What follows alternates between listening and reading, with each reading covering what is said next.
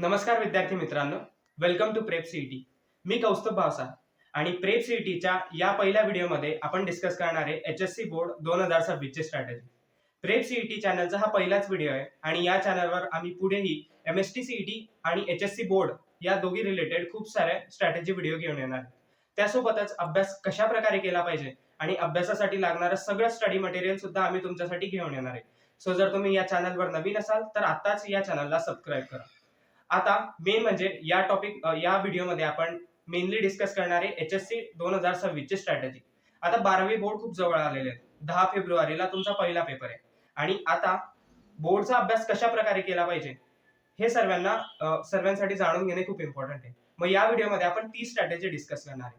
आता इम्पॉर्टंट म्हणजे 3 प्रकारचे स्टुडंट असतात, की एक म्हणजे जे असे स्टुडंट की ज्यांचा पूर्ण बोर्डचा अभ्यास झालेला आहे, काही असे स्टुडंट असतील की ज्यांचा 50% बोर्डचा अभ्यास झालाय आणि उरलेले जे स्टुडंट ज्यांनी आतापर्यंत काहीच अभ्यास केलेला नाही आणि ते आताच बोर्डचा अभ्यास सुरू करताय. तर या प्रकारात कुठले मुलं येतात की जे अगोदर जेडब्ल्यूसी किंवा सीईटी ची प्रिपरेशन करत होते, बट आता ते बोर्डवर स्विच करताय कारण बोर्ड एक्झाम जवळ आलेली आहे. बट या पूर्ण वेळात त्यांनी फक्त एमसीक्यूचा अभ्यास केलेला आहे. बोर्ड रिलेटेड रायटिंग या कुठल्या प्रकारचा त्यांनी अभ्यास केलेला नाही. सो त्यासाठी आम्ही ही जी स्ट्रॅटेजी घेऊन येत आहे, ही जर तुम्ही फॉलो केली तर नक्कीच तुम्ही एचएससी बोर्ड मध्ये चांगल्या प्रकारे स्कोर करू शकता. मी स्वतः एचएससी मध्ये 95+ घेऊन आलेलो आहे आणि एमएसटी सीईटी मध्ये सुद्धा मला 97% होते. सो आमचा प्रेप सीईटीचा हाच प्रयत्न असेल की तुमच्यापर्यंत चांगल्यात चांगल्या गोष्टी पोहोचवण्याचा. सो आपण या व्हिडिओला स्टार्ट करूया. आता इम्पॉर्टंट गोष्ट म्हणजे किती वेळ उरलेला आहे हे आपण बघू. तर 10 फेब्रुवारीला तुमचा पहिला पेपर आहे. म्हणजे जर आपण एकदम कमीत कमी जरी पकडला तरी आपल्याकडे 45 दिवस आहेत. आणि स्पेसिफिकली जर आपण पीसीएम बद्दल बोलले तर फिजिक्स, केमिस्ट्री आणि मॅथमॅटिक्स या तिघांचे मिळून तुमच्याकडे आहे टोटल 46 चॅप्टर्स. सो जर आपण काउंट केलं तर रोज जरी आपण एक चॅप्टर केलं तरी जे मेन 3 विषय आहेत फिजिक्स, केमिस्ट्री आणि मॅथमॅटिक्स, जे तुम्हाला पुढे सीईटी साठी सुद्धा कामात येणार आहे ते सुद्धा कव्हर होतील. सो आपण जर असं डिसाईड केलं की आपण रोज एक जरी या विषयांमधला चॅप्टर करत आहोत तर आपल्यासाठी ते खूप इम्पॉर्टंट असेल. तर आता उरलेला आहे आपल्याकडे 1.5 महिना. या 1.5 महिन्यामध्ये आपल्याला पीसीएम किंवा ज्यांचं बायोलॉजी असेल ते बायोलॉजी किंवा लँग्वेजेस मराठी, हिंदी या सर्व गोष्टी सुद्धा कव्हर करायच्या आहेत. तर मग आता टाइम टेबल कसं असलं पाहिजे, या पॉइंटला सर्वात जास्त आपला फोकस बोर्ड एक्झामवर असला पाहिजे. कारण बोर्ड एक्झामचा जर आपण नीट अभ्यास केला तर इन फ्युचर आपल्याला सीईटी सुद्धा खूप चांगल्या प्रकारे आरामात देता येणार. कारण सगळे बोर्डचे जे कन्सेप्ट आहेत तेच आपले पुढे एमएसटी सीईटी मध्ये रिपीट होतील. सो जर आपण एका दिवसाचा विचार केला तर एका दिवसात आपण मॅक्झिमम 8 तास किंवा अभ्यास करू शकतो. सो मी सर्वांना सजेस्ट करेल की मिनिमम तरी 8 तास तुम्ही अभ्यास केला पाहिजे. ज्यांचा खूपच अभ्यास झालाय त्यांनी सुद्धा 8 तास केला पाहिजे आणि ज्यांचा काहीच नाही झालाय त्यांनी तर नक्कीच 8 तास अभ्यास केला पाहिजे. आता हे जे 8 तास आहेत यांना आपण 2 पार्ट्स मध्ये डिवाइड करू. 4 अवर्स प्लस 4 अवर्स. तर पहिल्या 4 तासांमध्ये तुम्हाला काय करायचं आहे, कुठलाही असा एखादा चॅप्टर ज्याचा तुम्ही अभ्यास केलेला नाही ते चॅप्टर तुम्ही पहिल्या 4 तासात कव्हर करू शकता. फॉर एक्झाम्पल मी आहे आणि मला व्हेक्टरचं चॅप्टर खूप कठीण वाटतं, जे मी इनिशियली स्किप केलंय. तर मी कुठला तरी एक दिवस घेईल, त्या दिवशी जे मी 8 तास अभ्यास करणार आहे त्यापैकी पहिल्या 4 तासांमध्ये मी व्हेक्टर्स या चॅप्टरचा अभ्यास करणार. त्यानंतर उरलेले जे 4 तास आहेत त्यामध्ये आपल्याला मेन म्हणजे त्या 4 तासांना आपण 2+2 अशा 2 पार्ट्स मध्ये डिवाइड करणार. पहिल्या 2 तासांमध्ये आपल्याला लिहायची प्रॅक्टिस करायची.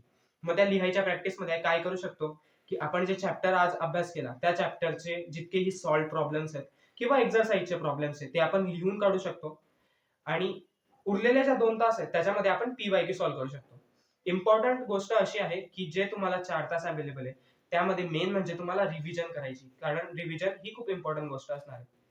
तर मग आता मी तुम्हाला सांगेल की एक्झॅक्टली अभ्यास कसा करायचा. फॉर एक्झाम्पल तुम्ही काही चॅप्टरचा अभ्यास केलेला आहे, काही चॅप्टर तुमचे बाकी आहेत.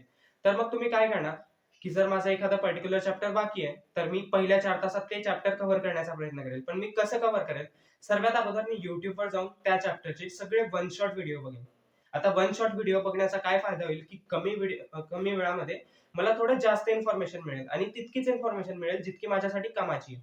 तर मग त्या 4 तासांमध्ये मला 1 किंवा 1.5 तासाचं एक वन शॉट लेक्चर बघायचं आहे त्या चॅप्टरचं, त्याच्या शॉर्ट नोट्स प्रिपेअर करायच्या आहे आणि त्याच 4 तासांमध्ये मला त्या चॅप्टर जे आहे त्याची बुक रिडिंग करायची. फॉर एक्झाम्पल फिजिक्स किंवा केमिस्ट्रीचं चॅप्टर असेल तर मला ते जे चॅप्टर आहे त्याचे पूर्ण चॅप्टर आपले जे महाराष्ट्र बोर्डचं बुक आहे त्या बुक मधून ते पूर्ण रीड करायचंय. कारण ऍट दी एंड जितकेही क्वेश्चन येणार आहेत ते बोर्ड मधून आपल्या पुस्तकातून ऍज इट इज येणार आहे. सो इम्पॉर्टंट थिंग इज की तुम्ही ते पूर्ण पुस्तक वाचलं पाहिजे त्या पर्टिक्युलर चॅप्टरसाठी. वन शॉट वर याचसाठी मी तुम्हाला फोकस करायला सांगतोय, कारण कॉन्सेप्ट खूप इम्पॉर्टंट गोष्ट आहे आणि तुम्हाला कॉन्सेप्टवर भर द्यायचा आहे. जर तुम्ही पाठ करायला गेले तर फक्त पीसीएमचे तुमच्याकडे 46 चॅप्टर्स आहेत आणि पाठांतर करून करून तुम्ही थकून जाल. ऍट दी एंड तुम्हाला ते आठवणार सुद्धा नाही. बट जर तुम्ही कॉन्सेप्टवर फोकस केला आणि कॉन्सेप्ट काय आहे ते एक वेळ समजून घेतलं, तर मग तुम्ही आरामात लिहू शकता. सिंपल एक्झाम्पल म्हणजे तुम्ही कुठलाही पिक्चर जर एक वेळेस बघितला, तर तुम्ही तुमच्या मित्राला त्या पिक्चरची स्टोरी एकदम इझी वे मध्ये का सांगू शकता? कारण त्या पिक्चर मध्ये तुम्ही काहीतरी पार्ट केलेलं नसतं, ते तुम्ही बघितलेलं असतं, ऐकलेलं असतं आणि त्याची एक स्टोरी असते जी तुम्हाला समजलेली असते. सिमिलरली तुम्हाला ही गोष्ट रिलेट करायची तुमच्या कॉन्सेप्ट सोबत. तुम्हाला एखादा कॉन्सेप्ट समजून घ्यायचा आहे की तो कॉन्सेप्ट कसा असतो आणि मग एक वेळेस जर तो कॉन्सेप्ट तुम्हाला समजला, तर तुम्ही त्याला एक्सप्लेन करू शकता दुसऱ्यांना. तुम्ही त्या कॉन्सेप्टला लिहून काढू शकता आणि त्या कॉन्सेप्ट रिलेटेड कुठलाही क्वेश्चन आला, तुम्ही त्याला तुमच्या स्वतःच्या शब्दांमध्ये लिहून सॉल्व्ह करू शकता. सो ही इम्पॉर्टंट गोष्ट आहे. पहिले म्हणजे तुम्हाला वन शॉट करायचे.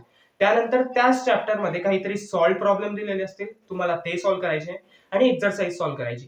कुठल्याही आणि कितीही कठीण चॅप्टर असलं, मोस्ट प्रोबॅबली जर तुम्ही 4 तास कॉन्सन्ट्रेट करून अभ्यास केला, तर ते आरामात होऊन जाईल. सो स्ट्रॅटेजी आहे की तुम्हाला वन शॉट बघायचं आहे, त्यानंतर सॉल्व्ह प्रॉब्लेम करायचे आणि ऍट दी एंड तुम्हाला एक्सरसाइजचे प्रॉब्लेम करायचे. इतकं करून तुमचा त्या चॅप्टरचा नक्कीच अभ्यास होईल. नंतरच्या 4 तासांमध्ये इनिशियली तुम्हाला रिव्हिजन करायची. आजपर्यंत तुम्ही जेही चॅप्टर केलेले ते सगळे रिवाइज करायचे. कारण तुम्ही जर नवीन-नवीनच चॅप्टर करत राहाल आणि अगोदरच्या चॅप्टरची रिव्हिजन करणार नाही, तर तुम्हाला जे येत होतं ते सुद्धा तुम्ही विसरून जाल. So important point is revision. Revision करायला विसरू नका आणि ऍट दी एंड मग तुम्ही एखादा प्रॅक्टिस पेपर सॉल्व्ह करू शकता किंवा तुम्ही दुसरी कुठलीही गोष्ट त्यासाठी करू शकता. बट तुम्हाला हे 8 तास मिनिमम अभ्यास करायचा आहे आणि त्याला या प्रकारे डिवाइड करायचा आहे. जर एखाद्याचा पूर्णच अभ्यास झालेला आहे, तर त्याने नवीन चॅप्टर नाही केले तरी चालतील. ते फक्त क्वेश्चन सॉल्व्ह करत बसले तरी चालेल. पुढचा पॉइंट आहे रायटिंग. खूप मुलांना लिहिणं ही गोष्ट फार जीवावर येते आणि खूप प्रॉब्लेमॅटिक वाटते. कारण जितकेही मुलं आहेत ते आयदर एमएसटी सीटी किंवा जेईचे प्रिपरेशन करताय आणि त्या प्रिपरेशन मध्ये असतात एमसीक्यू. सो तुम्ही रफ कॅल्क्युलेशन नक्की करता पेपरवर, बट ऍट दी एंड तुम्ही एमसीक्यू सॉल्व्ह करता. त्यामुळे तुम्हाला लिहायची प्रॅक्टिस नाही. मुलं काय करतात की एखादा डेरिव्हेशन आहे, एखादा प्रॉब्लेम आहे, तो बघतात, वाचून घेतात, समजून घेतात की अच्छा याला या प्रकारे सॉल्व्ह केलंय आणि ते पुढे जातात. बट तुम्ही लिहून काढत नाही आणि इथेच तुम्ही चुकतात.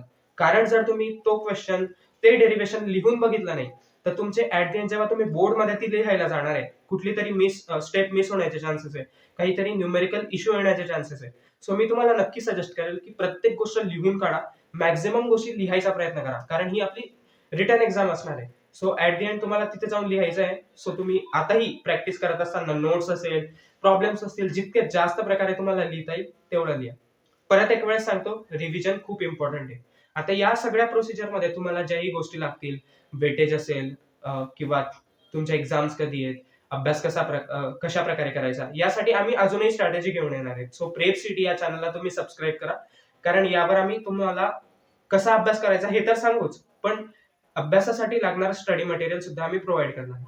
त्यानंतर इम्पॉर्टंट गोष्ट आहे की जर तुम्हाला वाटत असेल की ठीक आहे, हे सगळं असेल पण क्वेश्चन येतात कुठून, तर बोर्ड्समध्ये क्वेश्चन नेहमी तुमच्या टेक्स्ट बुक मधून येतात. कुठल्याही प्रकारचं पब्लिकेशनचं बुक तुम्ही फॉलो करत असाल, चांगली गोष्ट आहे. बट ऍट दी एंड तुमचा मेन क्वेश्चनचा जो ओरिजिनल सोर्स असणार आहे, तो असणार आहे तुमचे टेक्स्ट बुक. सो मी तुम्हाला सजेस्ट करेन की टेक्स्ट बुक रीड करा, नक्की रीड करा, कारण टेक्स्ट बुकच्या बाहेर तुम्हाला एकही क्वेश्चन येणार नाही.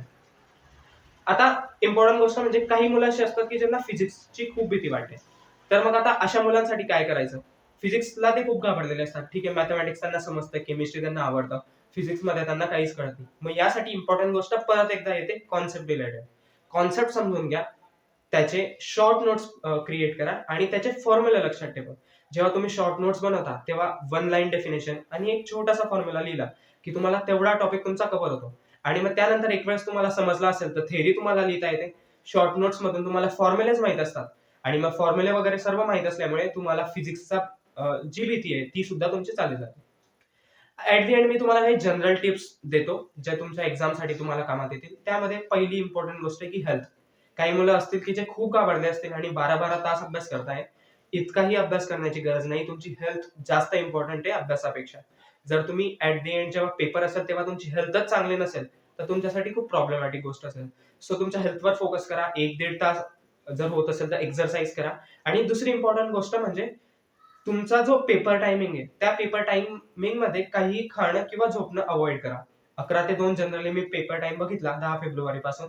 सो 11 ते 2 मध्ये काही खाऊ पिऊ नका किंवा झोपूही नका, कारण तुमच्या बॉडीला तुम्ही 1-1.5 महिना तशी ट्रेनिंग देणार, सो दॅट जेव्हा तुमचा एक्झाम असेल त्या एक्झाम मध्ये 11 ते 2 मध्ये तुमचा माइंड सुद्धा खूप शार्प काम करेल, तुम्हाला भूक लागणार नाही किंवा तुम्हाला कुठलाही प्रॉब्लेम येणार नाही.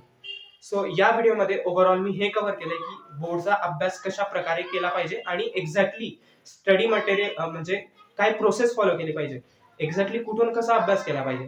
सो जर तुम्हाला हा व्हिडिओ आवडला असेल तर तुम्ही चॅनलला सबस्क्राईब करा. तुम्हाला इन फ्युचर कुठल्याही पॉइंट मध्ये काही जर व्हिडिओ हवा असेल तर तुम्ही आम्हाला ते कमेंट सेक्शन मध्ये सांगू शकता की आम्हाला या टॉपिकवर व्हिडिओ हवाय. सो आम्ही ट्राय करू आमच्या साईडने बेस्ट तुम्हाला best material best strategies provide करण्याचा.